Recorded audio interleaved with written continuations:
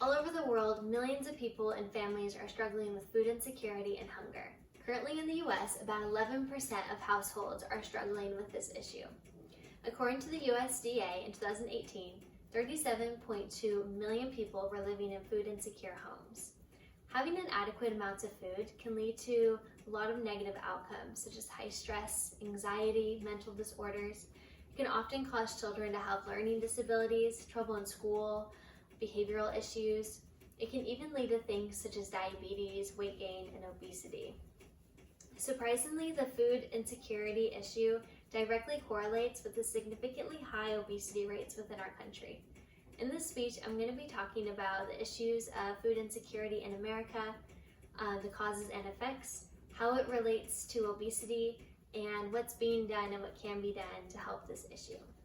So food insecurity means that you or your family may worry about having enough food, or you might struggle with obtaining food at all due to low income or lack of resources. The US is a very wealthy country, but there's still so many areas and communities that struggle with quality of life. The journal article Attitude Towards Food Insecurity in the US by Carly Ward et al. Discusses that while food insecurity is often seen as a non-issue in the US, in 2015 in Mississippi, nearly 1 in 5 households were struggling with affording food. This issue most often affects families with children, single-parent homes, impoverished homes, and communities of color. Now, people often assume that our high obesity rates is due to an overabundance, and we have so much food, we're eating so much food.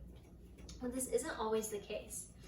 According to a Johns Hopkins University article written by Jessica Fanzo, she states that many of the same people who struggle with extra weight also regularly go to bed hungry. I know this isn't the case for every overweight person in America. I know our country has a big issue in portion control, and we glorify unhealthy and processed foods, but I was surprised to learn that those struggling with food insecurity are 32% more likely to be obese. And the reason behind this is because they can't afford to buy the healthier, more expensive foods, so they're forced to buy the cheaper junk foods and fast foods that are more affordable and more convenient. Roughly, there's about 40 million people in our country dealing with food insecurity. And sadly, every year, about 40% of our food is thrown out and goes to waste. The amount of food that's wasted amounts to about $162 billion. That would be enough to serve 58 billion meals. Sadly, I think this is something that we all find ourselves contributing to one time or another, or maybe even all the time without thinking about it. I know I throw things out that I'm not going to eat, and I just don't think twice about it. And it's sad to think that that perfectly good food could go to someone who actually needs it. And so it's just something to be more aware of and more mindful about. The main causes of food insecurity are lack of finances and resources. Low income and finances are quite obviously the major contributors, because people who struggle with money most often struggle with affording food, and let alone healthier foods that are much more expensive. The global pandemic, COVID-19, has not helped the situation either. It's put a lot of people out of jobs, a lot of people have lost their regular income, and more and more people are struggling to put food on the table.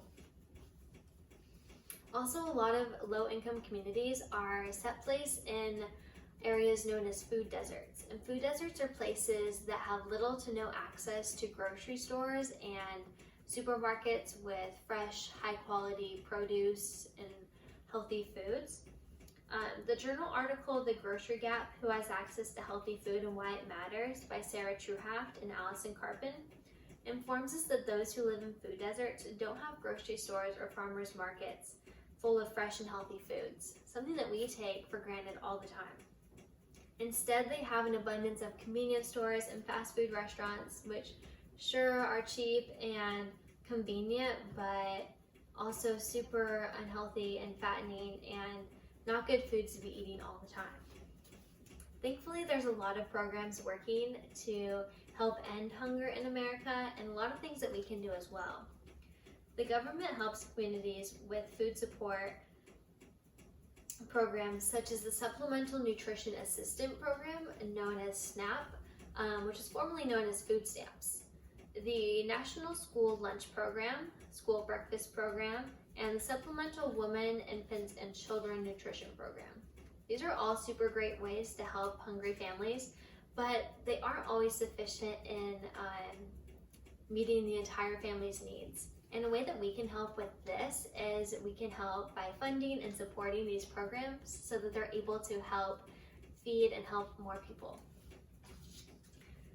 There's also so many food donation services and charities out there. Doing my research, I came across so many. So there's a super easy way to help end hunger in America.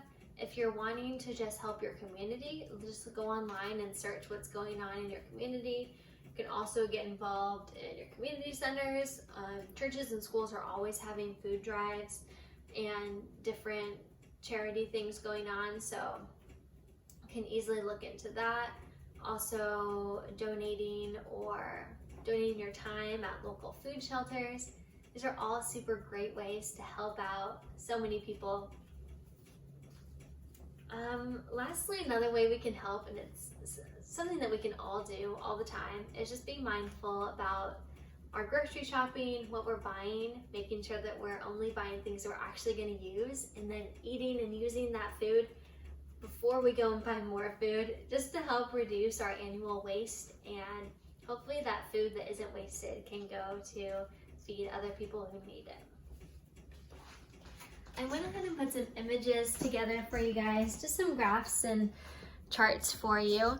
Right up here is just a couple facts about food waste. It just says a couple different things. The average American throws away 200 to 250 pounds of edible food each year, which is crazy. 40% of food is never eaten. If we were to waste 5% less food each year, we could feed 4 million Americans. So just a couple little facts there. This map is showing the dark states are the ones that have above average food insecure households. Those are kind of like the main areas of concern. This is a little graph of food insecurity from 1995 to 2018. So you can see it's raised. It has gone down, which is awesome. And here's just a little pie chart with just showing these are food secure homes and then these are food insecure places. So pretty good chunk there of people dealing with this issue. So food insecurity is a large issue in the United States, larger than what a lot of us think. And unfortunately, it does contribute also to our high obesity rates. Many people and families are struggling with hunger, especially now due to the global crisis. Those who can't afford to eat healthy are consequently limited to cheap, unhealthy foods that make for an unwell diet. This is something that we should be a lot more aware of, and we should try to help any way that we can. Mother Teresa once said, "If you can't feed 100 people, then just feed one." Thanks for listening.